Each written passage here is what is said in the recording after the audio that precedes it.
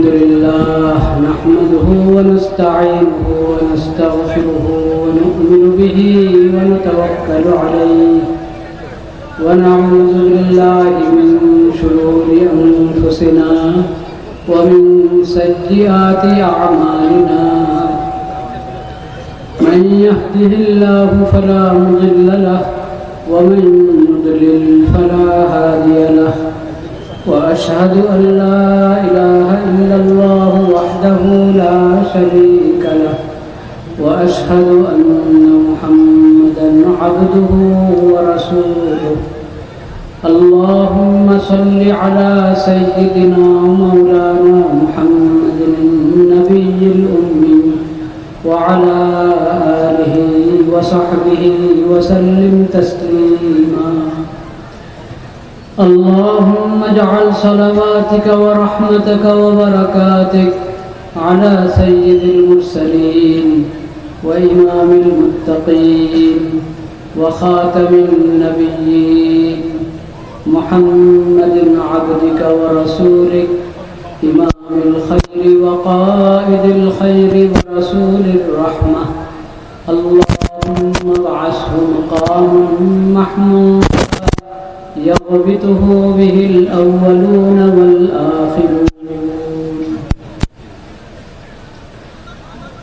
أعوذ بالله من الشيطان الرجيم بسم الله الرحمن الرحيم ألم تر كيف ضرب الله مثلا كلمة طيبة كشجرة طيبة أصلها ثابت وفرعها في السماء تؤتي أكلها كل حين بإذن ربها ويضرب الله الأمثال للناس لعلهم يتذكرون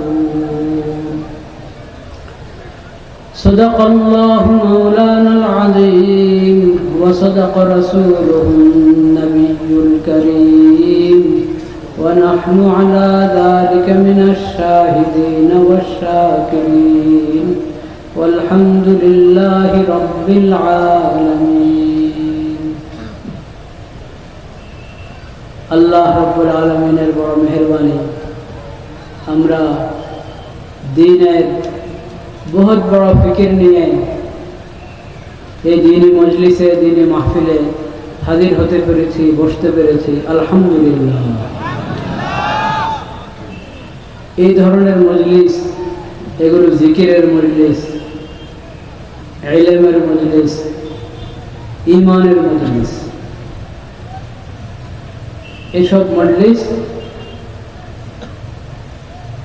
আল্লাহ রাব্বুল আলামিনের কাছে অনেক প্রিয়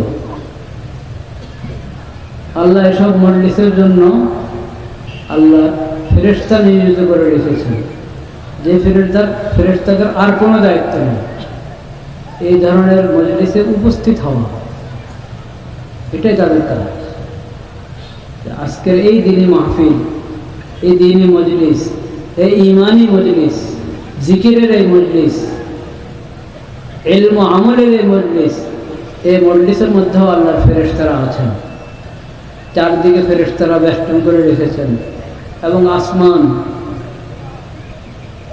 প্রথম আসমান পার করে সপ্তম আসমান পার করে সারিবদ্ধভাবে ফেরেশতারা ইকরাম করছেন এই মজলিসে আমরা বলি আলহামদুলিল্লাহ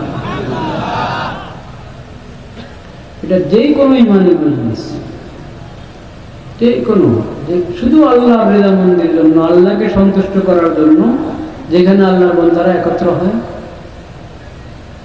আল্লাহর কুদরতের কথা আলোচনা করে আল্লাহর রহমতের কথা আলোচনা করে আল্লাহর প্রতি ঈমান এর কথা আলোচনা করে ইসলামের শরীয়ত কোরআন সুন্নাহ নবী করিম সাল্লাল্লাহু আলাইহি ওয়াসাল্লামের সিরাত তার হাদিস সম্পর্কে আলোচনা করে ও সব মজলিসের এই ফজিলত এই বরকত সেটা মাঠে হোক ঘরে হোক মসজিদে হোক মসজিদের আঙ্গিনা হোক পাহাড়ের উপরে হোক আর পাহাড়ের পদদেশে হোক যেখানে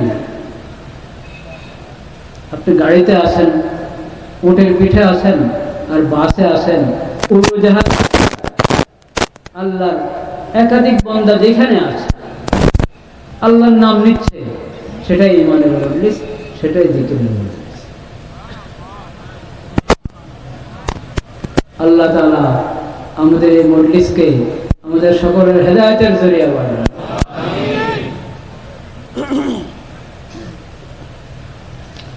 আমি সূরাতুন নাহল, সূরাত ইব্রাহিম থেকে একটি আয়াত পড়েছি। কোরআন কারীমের সূরাত ইব্রাহিমের কিছু অংশ পড়েছি। আলাম তারা কাইফা দারাবাল্লাহু মাসালান কালিমাতান তাইয়্যিবা, পবিত্র কালিমা। বলেন তো, পবিত্র কালিমা, সবচেয়ে বড় পবিত্র কালিমা কোনটা? লা ইলাহা ইল্লাল্লাহ, আশহাদু আল্লা ইলাহা ইল্লাল্লাহ ওয়াহদাহু লা শারীকা লাহু ওয়া আশহাদু আন্না মুহাম্মাদান আবদুহু ওয়া রাসূলুহু। কালিমা তয়্যিবা সবার মুখস্থ আছে?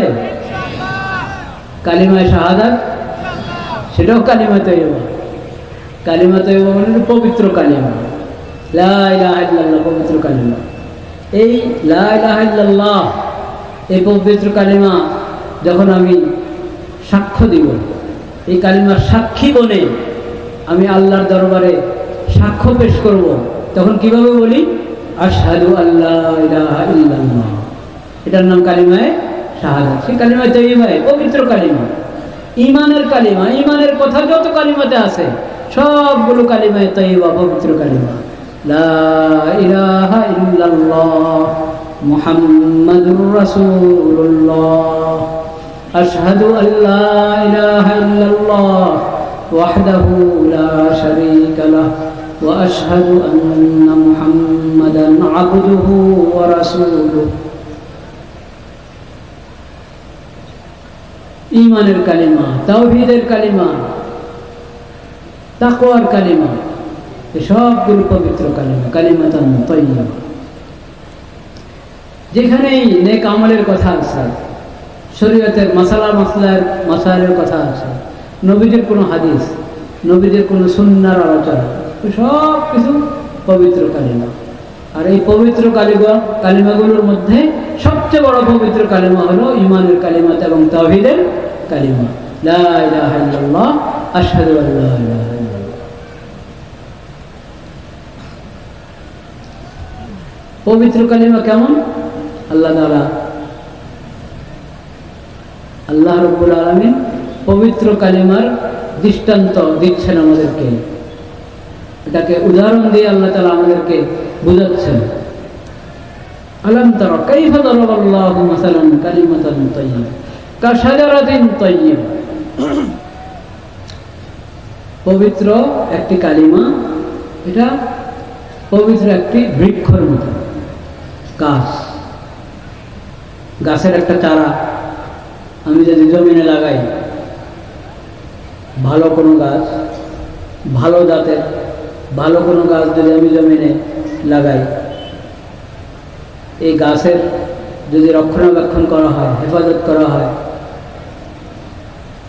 পানি ডালা হয়, যেভাবে এটার সেবা যত্ন নেওয়া দরকার ওইভাবে সেবা যত্ন নেওয়া হয়, তাহলে গাছটা বড় হয় কিনা? হ্যাঁ, কথা বলেন?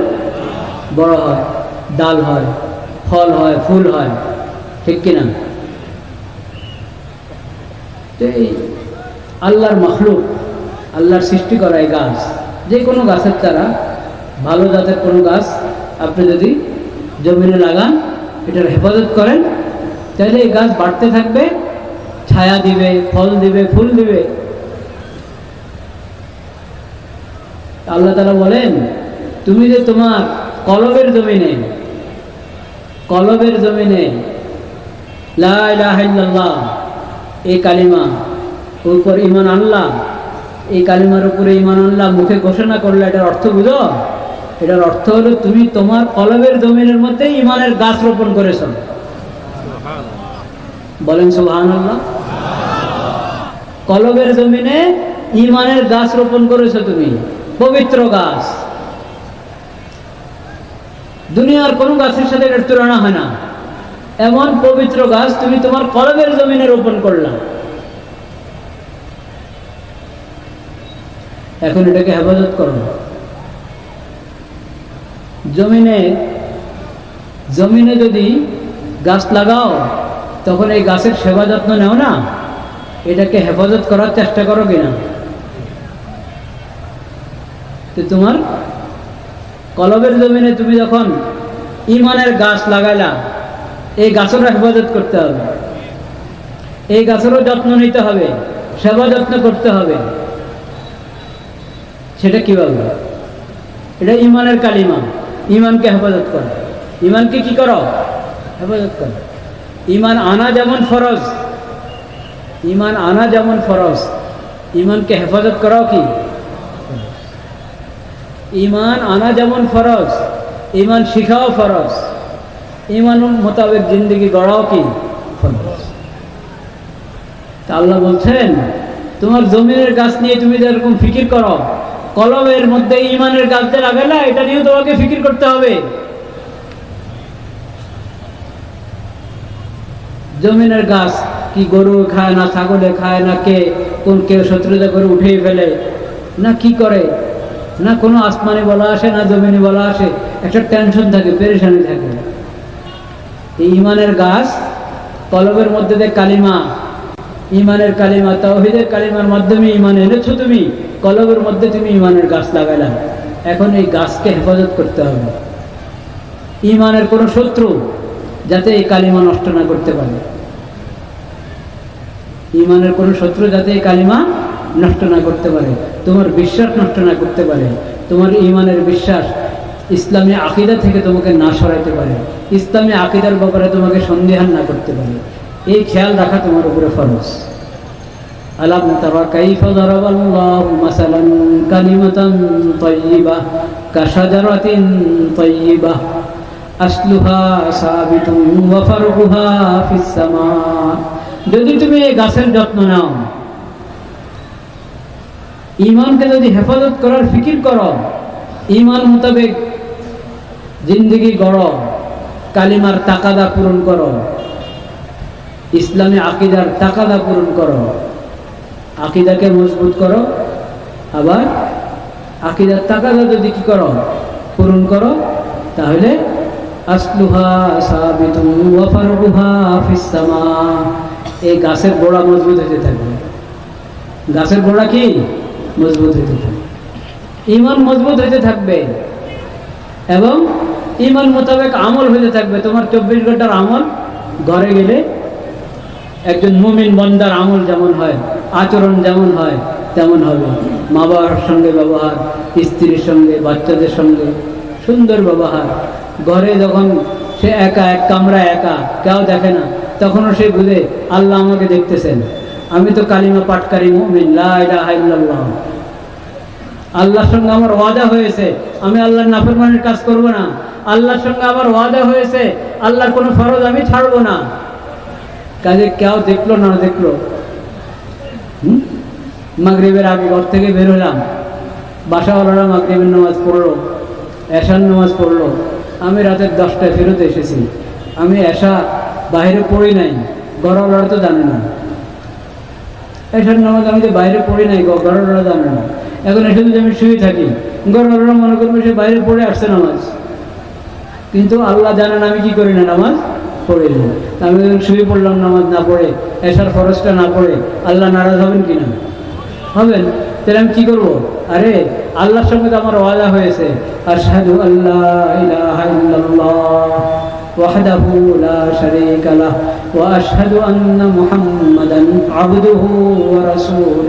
আল্লাহর সঙ্গে তো আমার ওয়াদা হয়েছে, আমি ঈমানের উপরে চলবো, ইসলামের মোতাবেক চলবো, শরীয়তের বিধান মেনে চলবো, আল্লাহর ফরজ লঙ্ঘন করব না, আল্লাহ যা হারাম করেছেন সেসব কাজ করব না, আল্লাহর সঙ্গে আমার ওয়াদা হয়েছে। এখন একা, আমি কেউ দেখে না আমাকে, তা আমি যদি মোবাইলের মধ্যে গুনাহ করি, মোবাইল সামনে রেখে গুনাহ করতে থাকি, ইন্টারনেটে ঢুকে গুনাহ করতে থাকি, আল্লাহ দেখছেন কি দেখেন না? আল্লাহ, হ্যাঁ ওই কথা আল্লাহ বলতেছেন, আরে তোমার ইমানের গাছের হেফাজত করো, ইমানের গাছের হেফাজত করো, ইমানের দাবি পূরণ করো, ইমানের দাবি পূরণ করো। কষ্ট হবে, কষ্ট হবে। শয়তান যদি গুনার লোভ লাগায়া দেয় তো গুনাহ থেকে বাঁচা কঠিন। শয়তান যদি অলসতা ধরিয়ে দেয় তো ফরজ আদায় করা কঠিন হয়। কঠিন হলো তুমি আল্লাহকে স্মরণ করো, আল্লাহকে স্মরণ করো। উযকুরুল্লাহ যিকরান কাসীরা ওয়াসাব্বিহুহু বুকরাতাও ওয়া আসীলা। আল্লাহকে স্মরণ করো। আর আল্লাহর সঙ্গে তো আমার ওয়াদা হয়েছে, আমি মানুষের সঙ্গে ওয়াদা খেলাফি করা, ওয়াদা ভঙ্গ করা, হ্যাঁ কথা দিয়ে কথা ভঙ্গ করা হারাম কি হারাম না? আরে মানুষকে কথা দিয়ে যদি আপনি রক্ষা না করেন নাজায়েজ কি না? হ্যাঁ, মুখ নষ্ট করলে নাজায়েজ হবে কি হবে না? নাজায়েজ হবে। তো আল্লাহর সঙ্গে ওয়াদা করলাম কালিমার মাধ্যমে, আল্লাহর সঙ্গে ওয়াদা করলাম কালিমায়ে শাহাদাতের মাধ্যমে, সেই ওয়াদা কিভাবে ভাঙি? সেই ওয়াদা কিভাবে ভাঙি? না, এটা হতে পারে না। আমি ওয়াদা ভাঙবো না, আমি ওয়াদা ভাঙবো না, আল্লাহর ফরজ লঙ্ঘন করবো না, আল্লাহ যেটা হারাম করেছে সেটা করবো না। এইভাবে তুমি ইমানের উপরে মেহনত করতে থাকো, ইমানের উপরে মেহনত করতে থাকো। অন্য ভাইয়ের সাথে আলোচনা করো, ঘরের লোকদের সাথে আলোচনা করো, প্রতিবেশীদের সঙ্গে আলোচনা করো, মসজিদে আলোচনা করো, যেখানে যাও সেখানে ইমানের কথা বলো, ইমানের কথা বলো। যত ইমানের কথা বলবা, ইমানের আলোচনা করবা, ইমান মজবুত হতে থাকবে। আসলুহা সাবিতুন। তাহলে কলবের জমিনের মধ্যে তোমার ইমানের কালিমা একবারে মজবুত হয়ে বসবে। তখন কোনো ইমানের কোনো শত্রু, মুসলিম উম্মতের কোনো শত্রু তোমাকে ইমানের ব্যাপারে সন্দেহ করতে পারবে না ইনশাআল্লাহ। আসলুহা সাবিতুন ওয়া ফারউহা ফিস সামা। যত ইমানের গোড়া মজবুত হতে থাকবে, আকীদা যত মজবুত হতে থাকবে, বিশ্বাস যত মজবুত হতে থাকবে, ফারউহা ফিস সামা, তত নেক আমল বাড়তে থাকবে, তত নেক আমল বাড়তে থাকবে। তুতি উকুলাহা কুল্লা হিনিন বিইজনি রাব্বিহা। নেক আমল আসতেই থাকবে। মুমিনের শানে হলো তার কলবে ঈমান যত মজবুত, তার নেক আমল আসতেই থাকবে, গুনাহ হবে না।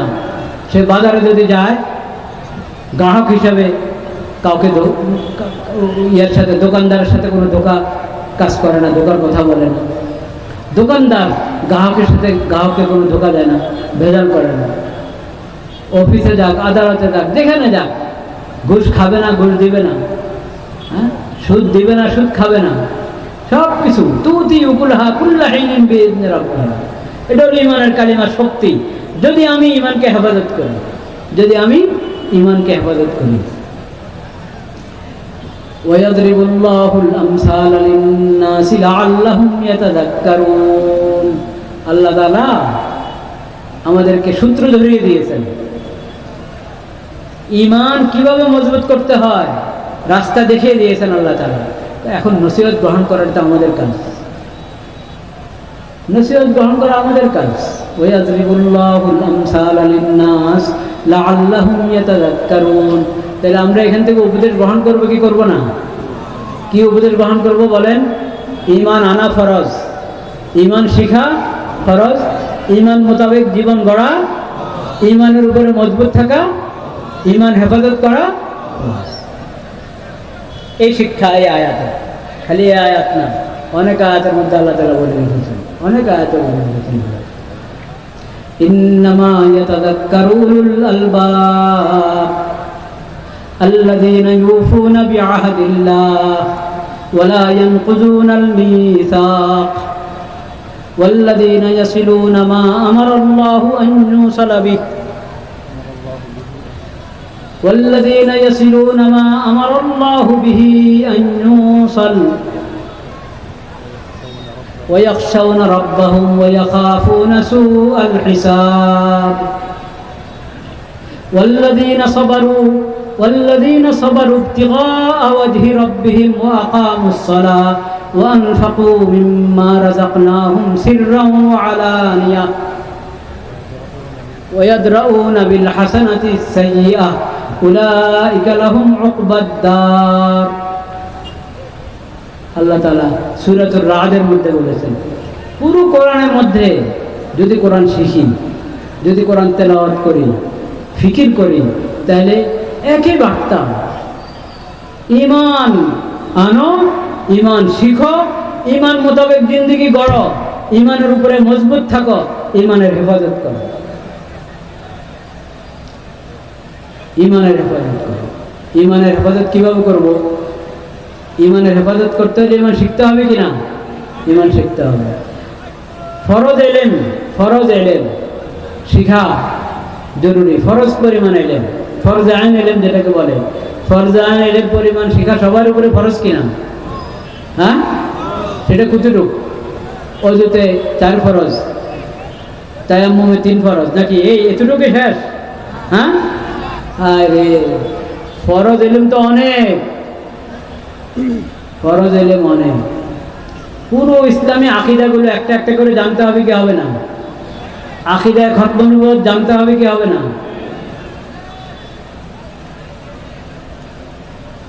নবী করিম সাল্লাল্লাহু আলাইহি ওয়াসাল্লাম হাদিস শরীয়তের দলিল, এই আকীদা জানতে হবে কি হবে না?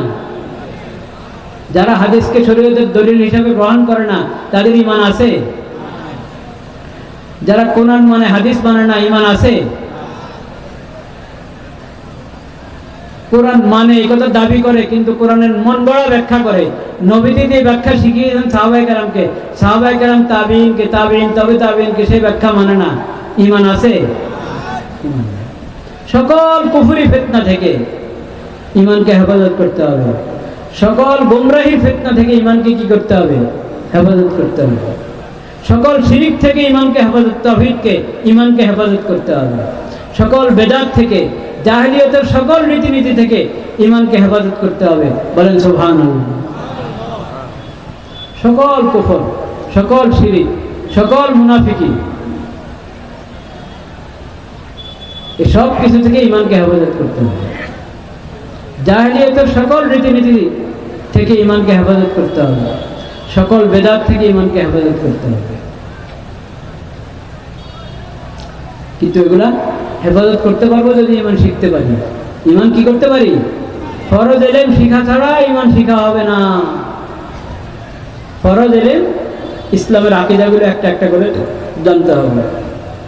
ইবাদত যেমন নামাজ, রোজা, হজ, যাকাত, যত ইবাদত আছে সব ইবাদতের মাসলা মাসাইল জানতে হবে কি হবে না? লেনদেন, কিভাবে কামাই রোজগার করব, কিভাবে ব্যয় করব,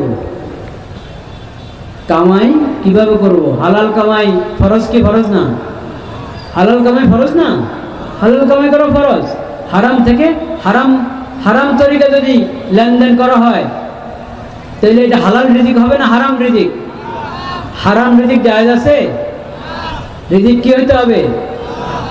পানাহার কি হইতে হবে? হালাল হইতে হবে। পানাহার হালাল হইতে হবে। তো এগুলো ফরজ ইলম ছাড়া চলবে কি? চলবে? সম্ভব না। ফরজ ইলম হাসিল করতে হবে। কার কি হক আমার উপরে, কার কি হক এটা জানা ফরজ কি ফরজ না? ফরজ। কার সঙ্গে কেমন আচরণ হবে, ছোটর আচরণ বড়ের সাথে, বড়র আচরণ ছোট। আমি বাসে বসলাম, বাসের ড্রাইভারের সাথে, হেল্পারের সাথে, কন্ট্রাক্টরের সাথে আমি যাত্রী হিসেবে আচরণ কেমন হবে, অপর যাত্রীর সাথে আমার আচরণ কেমন হবে, তাদের আচরণ আমার সঙ্গে কেমন হবে, এগুলো জানতে হবে কি হবে না? শরীয়তে এসব মশলা আছে কি নাই? আছে। তো এরকম সব কিছু আপনি ঘরে একা বসে থাকেন তখনও শরীয়তের বিধান আছে, বাজারে যান তখনও শরীয়তের বিধান আছে, অফিসে আদালতে যান তখনও শরীয়তের বিধান আছে। একবারে রাষ্ট্রপতি ওনার ভবনে বসে আছেন, বঙ্গভবনে, সংসদ ভবনে, হ্যাঁ, গণভবনে, যে যে ভবনে বসে থাকো সব জায়গায় শরীয়তের কি আছে? বিধান আছে। কার প্রতি শরীয়তের কি বিধান ওটা জানা ফরজ, ওটা জানা কি ফরজ। এলেম শিখতে হবে, দ্বীনের সমাজ শিখতে হবে, অর্জন করতে হবে, এবং দ্বীনের ব্যাপারে, দুনিয়ার ব্যাপারে সচেতনতা অর্জন করতে হবে। কি সচেতনতা? মা বালু আকওয়ামিন লা ইয়াতাআল্লামুন, মা বালু আকওয়ামিন লা ইয়াতাফাক্কাহুন, মা বালু আকওয়ামিন লা ইয়াতাফাত্তানুন।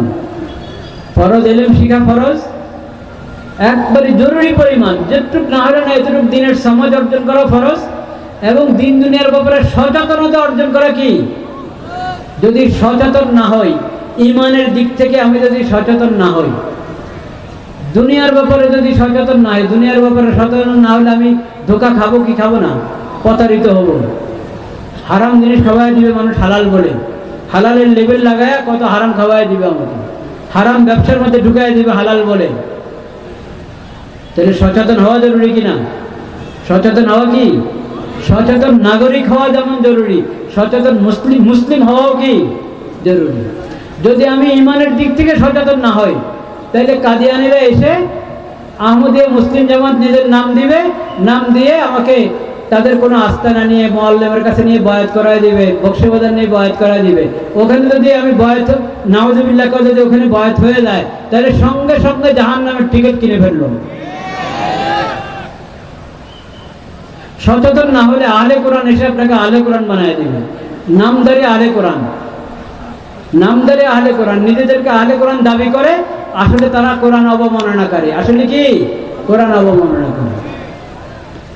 যদি আপনার সচেতন না হন, হিজবুত তাওহীদ এসে আপনাকে তাওহীদের নামে তাদের মন্ত্রতন্ত্র ঢুকাবে আপনার দিলের মধ্যে, তাওহীদ শেষ করে দিবে, লা ইলাহা ইল্লাল্লাহ শেষ করে দিবে।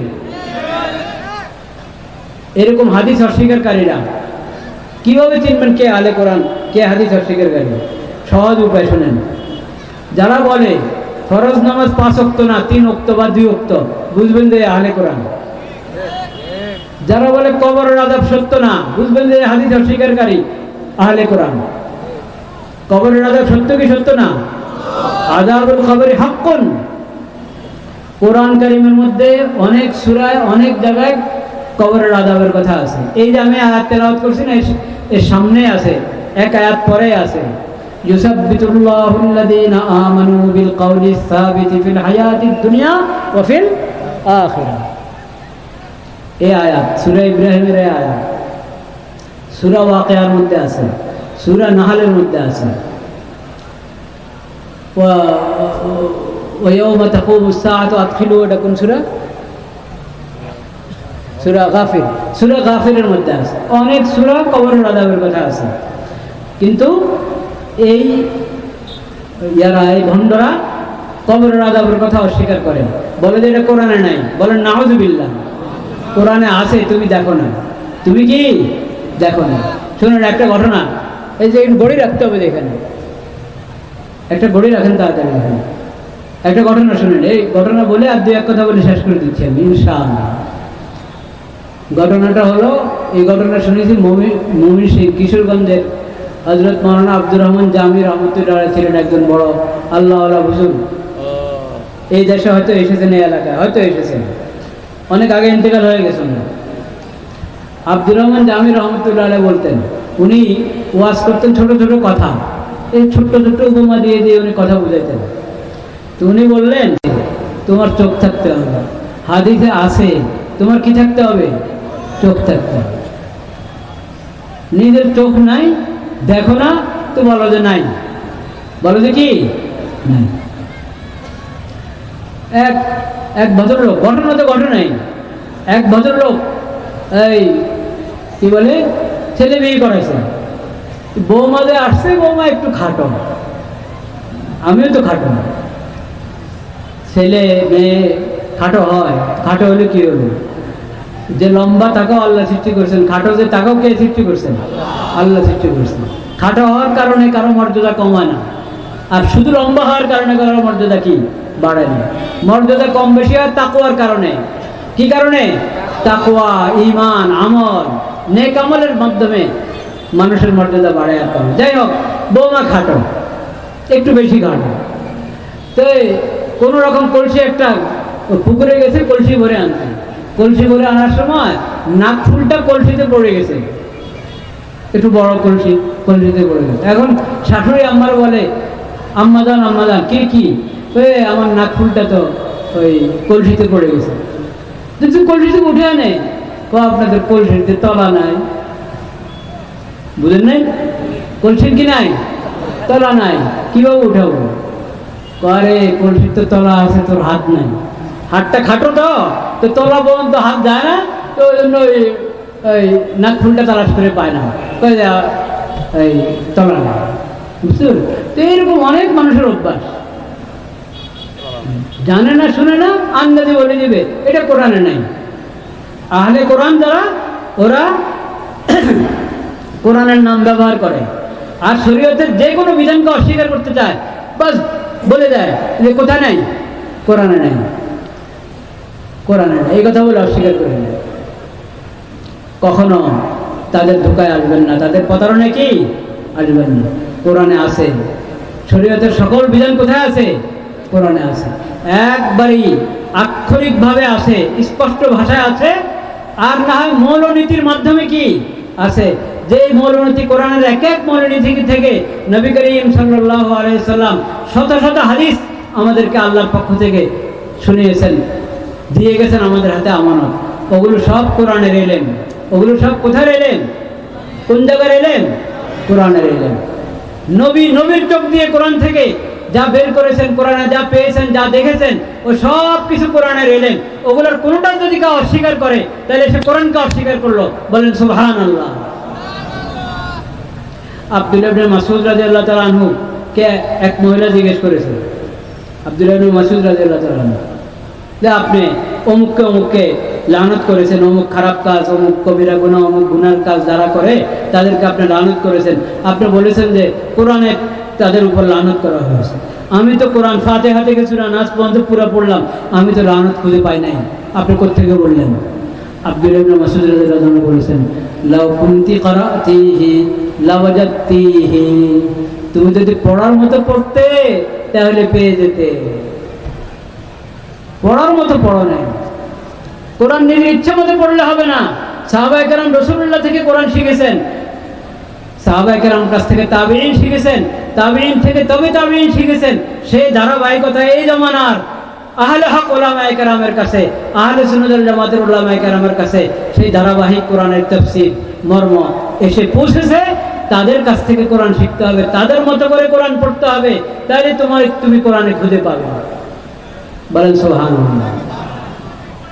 তো কোরআন আহলে কোরআনের খপ্পরে পড়া যাবে না।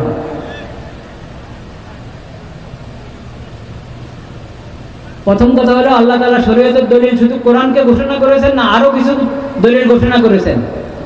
বলেন, আল্লাহ তাআলা শরীয়তের দলিল শুধু কোরআন না কোরআনের সঙ্গে হাদিস? কোরআনের সঙ্গে হাদিস, নবীজির সুন্নাহ এবং সাবিরুল মুমিনিন, উম্মতের ইজমা এবং ইতিবার, ইস্তিজকার, এই দলিলেরও আল্লাহ ঘোষণা করেছেন। মুহাজিরিন এবং আনসার সুন্নাত, সেই সুন্নাতের ইত্তেবা করার ঘোষণা আল্লাহ তাআলা কোরআনে করেছেন। ওয়াল্লাযীনা ইত্তাবাউহুম বিইহসানিন রাদিয়াল্লাহু আনহুম ওয়া রাদু আনহু। কোরআনে দেখো না শরীয়তের দলিল কয়টা? তুমি যে কোরআনে নাই এই কথা বলে বাদ দিয়ে দিতে চাও। শরীয়ত আল্লাহ দিয়েছেন, শরীয়তের বিধান কোরআনে থাকলো এটা শরীয়তের বিধান। আর যদি তুমি কোরআনে খুঁজে পাচ্ছ না, নবী কোরআনে খুঁজে পেয়েছেন, সাহাবায়ে কেরাম কোরআনে খুঁজে পেয়েছেন, আইম্মা মুজতাহিদিন কোরআনে খুঁজে পেয়েছেন, সেটাও শরীয়তের দলিল। বলেন সুবহানাল্লাহ। সেটাও শরীয়তের হুকুম। তাইলে তুমি তোমার চোখ দিয়ে দেখলে হবে না, তোমার তো আসলে কোরআনের উপর ঈমান নাই। কোরআনের নাম ব্যবহার করো, যত আহলে কোরআন, কারো কোরআনের উপর ঈমান নাই। কোরআনের নাম ব্যবহার করে মানুষকে ধোঁকা দেওয়ার জন্য, প্রতারিত করার জন্য। এই জন্য খালি বারবার কোরআনে থাকলেও বলে কোরআনে নাই, কোরআনে থাকলেও বলে কি নাই, কোরআনে নাই। আরো শুনে নাহলে কোরআনের আলামত বলবে কি, তোমরা যেভাবে কালিমা পড়ো এই কালিমা সহি না, লা ইলাহা ইল্লাল্লাহ মুহাম্মাদুর রাসূলুল্লাহ, কালিমা এভাবে বললে ঠিক হবে না। বলেন নাউযুবিল্লাহ। এই কথা বললে বুঝবেন যে আহলে কোরআন। আমরা সালাম কিভাবে দিই? আসসালামু আলাইকুম ওয়া রাহমাতুল্লাহ।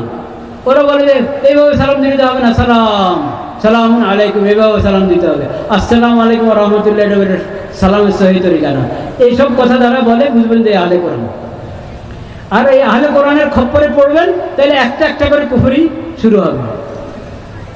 প্রথম কথা আপনাকে যেটা বলবো ওটা কুফরের কথা বলবে না, কিন্তু ওটা আজগবি কথা হবে, ইসলামী শরীয়ত থেকে অপরিচিত কথা হবে।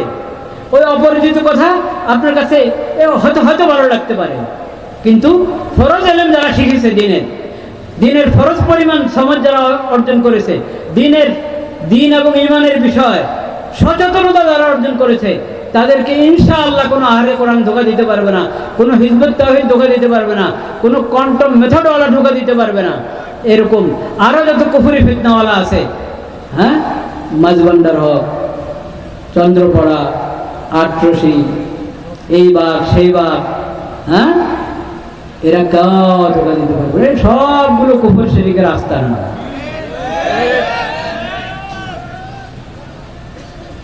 সব কুফর শিরকের আস্তানা থেকে নিজেদেরকে রক্ষা করতে হবে। ঈমান হেফাজতের প্রথম কাজ। দ্বিতীয় কাজ ঈমান হেফাজতের কি বললাম? সকল কুফর শিরক এবং মুনাফিকি থেকে ইলহাদ অর্থাৎ বিকৃত করা, কোরআনকে বিকৃত করা, হাদিসকে বিকৃত করা, ইসলামী বিধিবিধানকে বিকৃত করা, ইসলামী পরিভাষাকে বিকৃত করা, এসব ফিতনা থেকে, সব কুফরি ফিতনা, এগুলো থেকে সতর্ক থাকতে হবে, বেঁচে থাকতে হবে। দ্বিতীয় কাজ, সকল গোমরাহি থেকে বেঁচে থাকতে হবে। সকল গোমরাহি থেকে যদি বেঁচে থাকতে চান তাহলে আহলে সুন্নাত ওয়াল জামাতের তরিকায় থাকতে হবে। আহলে সুন্নাত ওয়াল জামাতের তরিকায় কি থাকতে হবে? আহলে সুন্নাত ওয়াল জামাতের তরিকা থেকে যদি আমি ডানে বামে চলে যাই তাহলে গোমরাহি ধরে পড়বে, গোমরাহি, ভ্রষ্টতা, ভ্রান্তি ধরে আমাকে পেয়ে বলবে আর আমাকে আস্তে আস্তে জাহান্নামের দিকে নিয়ে যাবে। বলেন নাউজুবিল্লাহ। আহলে সুন্নাত ওয়াল জামাতের তরিকার উপর আমি আছি কিনা কিভাবে বুঝবো? আহলে সুন্নাত ওয়াল জামাতের আলামত বুঝে নেন। আহলে সুন্নাত ওয়াল জামাতের আলামত বুঝে নেন। আহলে সুন্নাত ওয়াল জামাতের আলামত বুঝে নেন। এক নম্বর তো হাকিকত, আহলে সুন্নাত ওয়াল জামাতের পরিচয় এক নম্বর। এরপর চারটে আলামত বলবো, একটি সংক্ষিপ্ত পরিচয়, চারটে আলামত মনে রাখবেন। আহলে সুন্নাত ওয়াল জামাতের একটি সংক্ষিপ্ত পরিচয় এবং চারটি কি আলামত শুনবেন, এটার পরে কথা শেষ। পরিচয়: কোরআনের আয়াত, নবীজির হাদিস, ইসলামের বিধান, ইসলামের পরিভাষা, ইসলামের আকীদা, এই সব কিছুর ব্যাখ্যা সাহাবায়ে কেরাম, তাবিঈন, তবে তাবিঈন যেভাবে করেছেন ওইভাবে যারা ব্যাখ্যা করে ওরা আহলে সুন্নাত ওয়াল জামাত। ওই ব্যাখ্যা থেকে সরে যারা অন্যরকম ব্যাখ্যা করে তারা আহলে সুন্নাত ওয়াল জামাতের তরিকা থেকে বাইরে। এটা হলো আহলে সুন্নাতের পরিচয়, মনে থাকবে। ইসলামী আকীদা, কোরআনের আয়াত, নবীজির হাদিস, ইসলামের বিধান, ইসলামের পরিভাষা, এগুলোর ব্যাখ্যা সাহাবা, তাবিঈন, তবে তাবিঈনের তরিকা যারা করে ওরা আহলে সুন্নাত ওয়াল জামাত। যে বা যারা, যে ব্যক্তি, যে দল, যে গোষ্ঠী, যে বা যারা কোন নবী রাসূলের সমালোচনা করবে আপনি বুঝবেন সে আহলে সুন্নাত ওয়াল জামাতের লোক হবে না। আহলে সুন্নাত ওয়াল জামাতের মানুষ কখনো, আহলে সুন্নাত ওয়াল জামাতের মুসলমান কখনো কোন নবী রাসূলের সমালোচনা করে না। না আদম আলাইহিস সালামের, না দাউদ আলাইহিস সালামের, না সুলাইমান আলাইহিস সালামের, না মুসা আলাইহিস সালামের, না আমাদের নবী খাতামুন নবীন হযরত মুহাম্মদ মুস্তাফা সাল্লাল্লাহু আলাইহি ওয়াসাল্লাম। আদম আলাইহিস সালাম থেকে নিয়ে সর্বপ্রথম নবী, সর্বশেষ নবী কে? খাতামুন নবীন, সাইয়্যিদুল মুরসালিন, রাহমাতুল লিল আলামিন হযরত মুহাম্মদ মুস্তাফা সাল্লাল্লাহু আলাইহি ওয়াসাল্লাম পর্যন্ত কোন নবীর কোনো সমালোচনা করবে না। যে নবী রাসূলের সমালোচনা করে আপনি বুঝবেন যে এখানে সমস্যা আছে, আমাকে দূরে থাকতে হবে। প্রথম আলামত। দ্বিতীয় আলামত, কোন আহলে সুন্নাত ওয়াল জামাতের মুসলমানগণ, ইমামগণ, মুসলমানগণ কখনো কোন সাহাবীর সমালোচনা করে না। হযরত আবু বকর ওমরের সমালোচনা করে, যেমন শিয়ারা করে থাকে। আবু বকর ওমরের সমালোচনা শিয়ারা করে কিনা? সমালোচনা না, শিয়ারা তো ওনাদেরকে মুমিন মুসলিম বল মনে করে কিনা সেটাই সন্দেহ। শিয়াদের ফিতনা তো পুরো দেশে এখন। না হযরত আবু বকর ওমরের সমালোচনা করবে, না হযরত মুয়াবিয়ার সমালোচনা করবে, না হযরত আলী রাদিয়াল্লাহু তাআলার সমালোচনা করবে, না হযরত হোসেন রাদিয়াল্লাহু তাআলার সমালোচনা করবে। আহলে বাইতের কোন ইমামের, কোন সাহাবীর সমালোচনা আহলে সুন্নাত করে না। যে দেখবেন হযরত আলীর সমালোচনা করে বা হযরত মুয়াবিয়ার সমালোচনা করে রাদিয়াল্লাহু আনহু, হযরত আবু বকরের সমালোচনা করে বা হযরত ওসমানের সমালোচনা করে, হযরত ওমরের সমালোচনা করে বা হযরত আলীর সমালোচনা করে বা হযরত হোসেনের সমালোচনা করে বা হযরত হাসানের সমালোচনা করে, যে কোনো সাহাবীর যে ব্যক্তি বা যে গোষ্ঠী বা যে দল সমালোচনা করবে আপনি দূরে থাকবেন, আপনি বুঝবেন যে এখানে সমস্যা আছে। আহলে সুন্নাত ওয়াল জামাতের এটা নীতি না কখনো।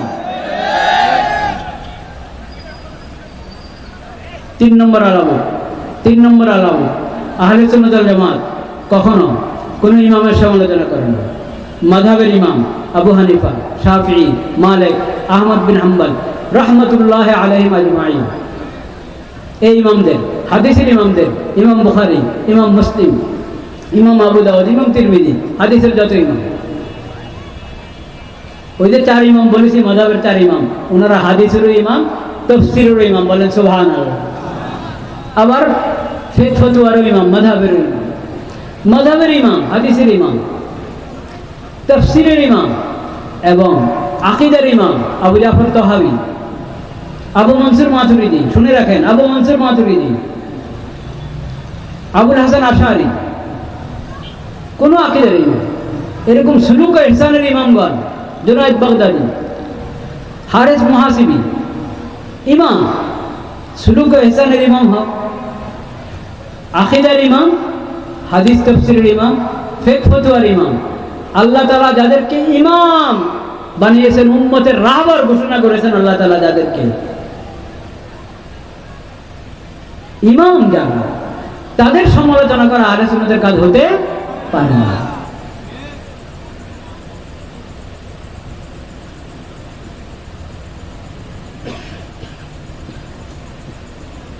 যাদেরকে দেখবেন ইমামদের সমালোচনা করে, আপনি দূরে থাকবেন, এটা আহলে সুন্নাতের নীতি না। 4 নম্বর আলামত আহলে সুন্নাত ওয়াল জামাত, আলেম সমাজ, পুরা আলেম সমাজ ঢালাও ভাবে আলেম সমাজকে অবজ্ঞা করে না। যাদেরকে দেখবেন পুরো আলেম সমাজকে অবজ্ঞা করছে, আলেমরা কি বুঝে, আলেমরা কি বুঝে, এই ধরনের শব্দ তাদের কাছে শুনবেন, আলেমরা কি বুঝে, আলেমরা সব বরবাদ করছে, আলেমরা সব করছে, আরে বাদ দাও আলেমদের কথা। এই ধরনের ভাষা যার কাছে শুনবেন, আপনি দূরে থাকবেন, কারণ এই আহলে সুন্নাতের তরিকা নাই। কটা আলামত বললাম? 4টা। এই আলামত দিয়ে নিজেকে যাচাই করবেন।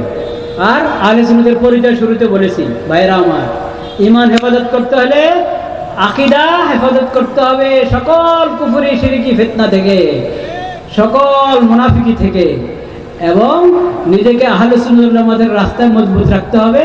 আর এটার সহজ উপায় হলো উলামায়ে আহলে সুন্নাত ওয়াল জামাত, উলামায়ে আহলে হকের সঙ্গ গ্রহণ করা, তাদের মজলিসে যাওয়া, তাদের সোহবত হাসিল করা।